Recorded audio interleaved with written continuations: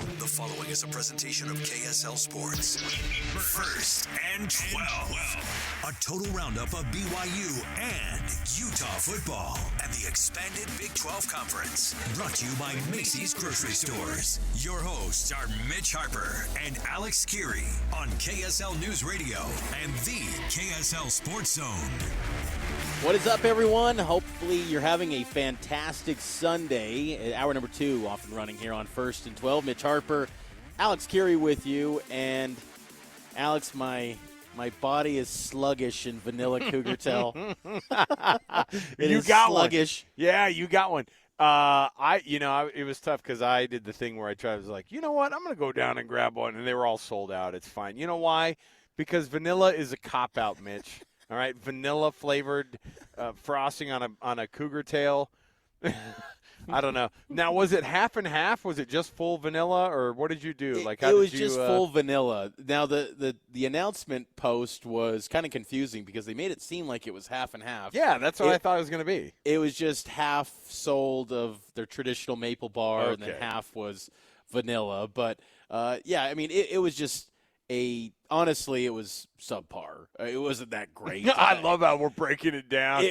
Look, you could do the better, best, BYU concessions. You could do better than this. The best cougar tail, I will stand on this mountain, this stance. The bacon-covered cougar tail was elite. Well, that thing was S tier. Oh, hey, great start to our second hour of First and 12, talking donuts, talking 18-inch donuts. You don't ever do that on a Sunday morning? Get a nice, course, donut and a chocolate milk? No, listen, it's a big move. You know, you do a cinnamon roll or you do a cougar tail that you bring from the game the night before. Fine. Mitch, it's a big move. you're gonna bigly. I could just see you like going, look, okay. We're going to start the show off. Hold on. I need 4.5 minutes to eat this giant vanilla donut first that I left over from last night. No problem. Yes, that is accurate. All right. BYU gets a historic win over Kansas State. I'm not being hyperbolic by saying that either. It was the biggest win in the program's history over a top 15 team in the AP poll. Kansas State came in at number 13 on the season. And you're going to hear a lot of people saying, yeah, Kansas State was overrated. Look, that's what you get at the beginning, at the front end of the college football season, Mitch, right? But now, okay, erase from your mind that BYU won by 29 points. Let's just go back and look. I'm going to cover up all the other stats and then just tell you what BYU did on offense.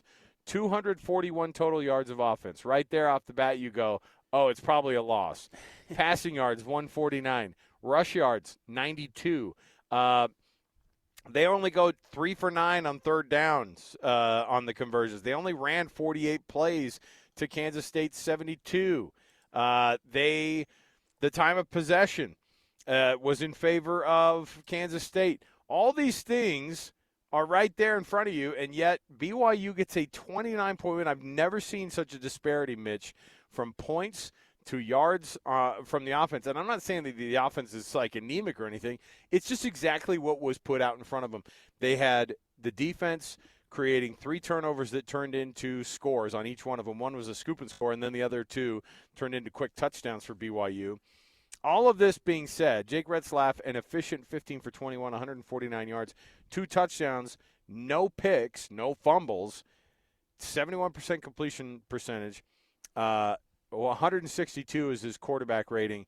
It's very efficient. You can't say anything about it. And then on top of it, the run game, Mitch, Sione Aimoah showing up looking, dare I say, shades of Tyler Algier in the churning of those legs and getting that 24-yard touchdown there toward the end that put the nail in the coffin to Kansas State that's awesome from a guy who is a true freshman, Mitch. It was really a nice showing. And, again, the numbers don't jump off the paper to you except for the fact that BYU put up 38 points and only gave up 9 to Kansas State.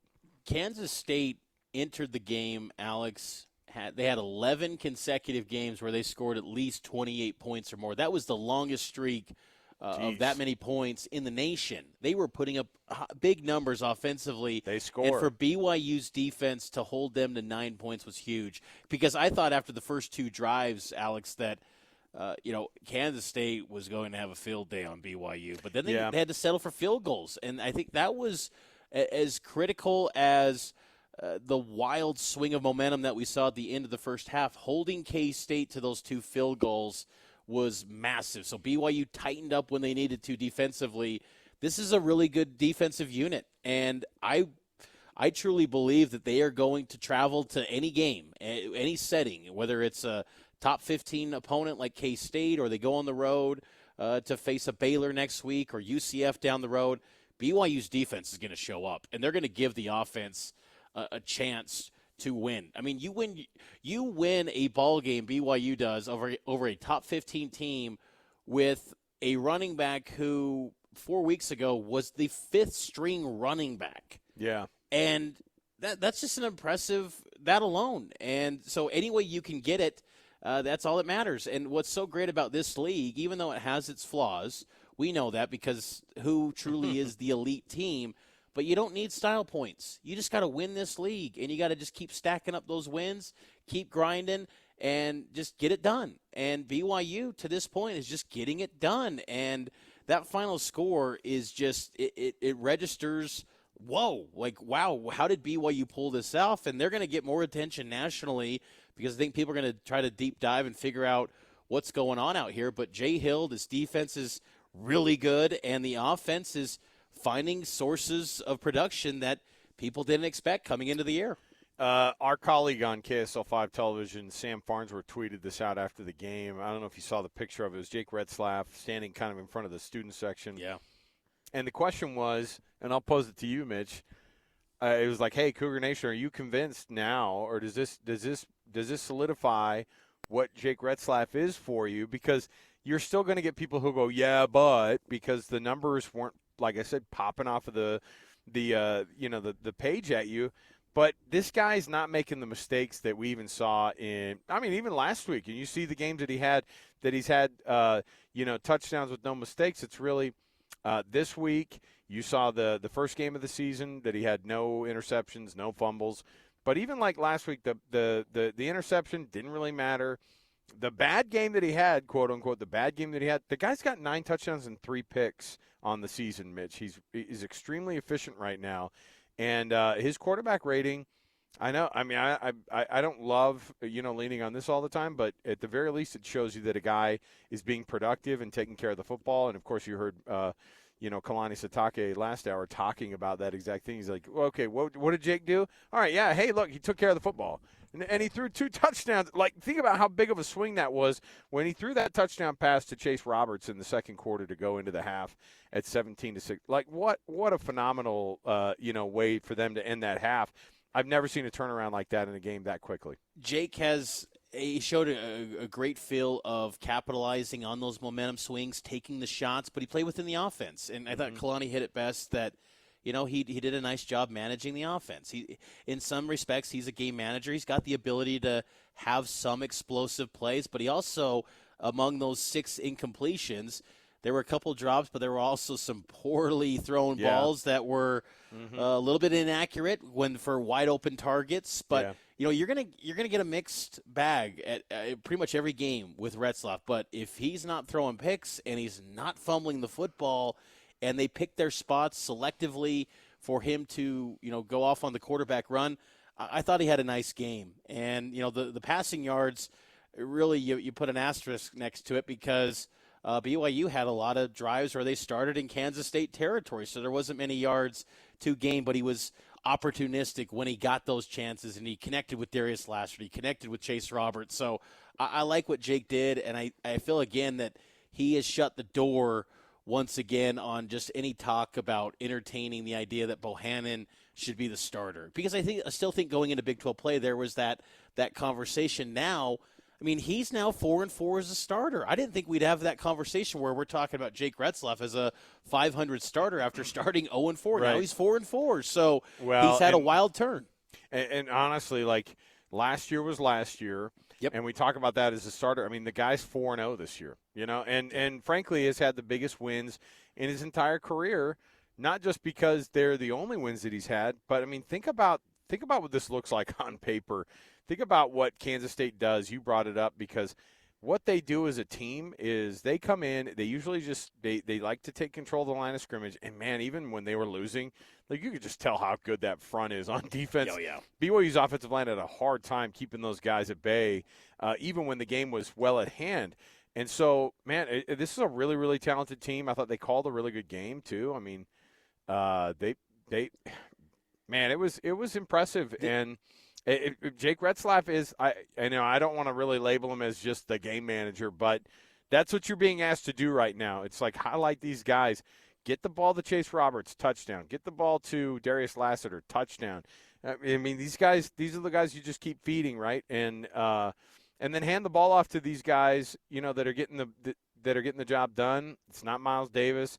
It's not the guys who are injured right now. It's a true freshman and another freshman who are being asked to do a lot. And then Enoch Nawahina came in late in the game. But, I'm not sure what this is going to look like, long term for BYU. But, man, Retzlaff, I'm watching the highlights as I'm kind of going over this thing because he made some exceptional throws under some pressure, and they brought pressure. They were quick. They had some quick linebackers, and they got to him quickly, and he was still able to make some accurate throws. I could still see BYU dropping some games on the road, especially this season, but I feel really good about where that defense is right now, and going down to the ground level with about 90 seconds left on the game clock. Jay Hill and his wife, they go into the elevator, and we were all in that elevator. You could just tell that he's got a real comfort with this defense right now, and he loves that the depth that they have too, because they were shorthanded. Evan Johnson goes out with a shoulder issue. He was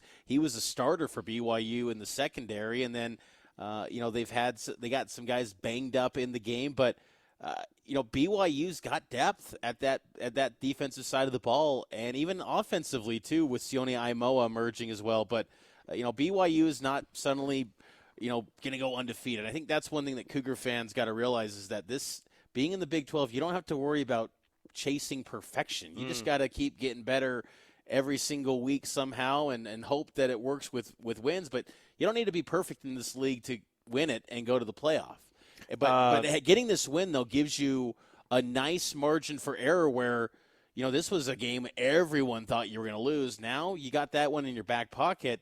You're on a good spot here to maybe make a run and be a surprise contender in this league. You rode down the elevator with Jay Hill and his wife. Is that what you said? Yeah. I rode down the elevator with Danny Ainge. Oh, and he looked over and at. No, it was just Ainge. It was just Danny Ainge, and he goes. By the way, the Woj. When people said, "Is this the back of Woj's head?" I was like, "Absolutely not. Why would that be the case?"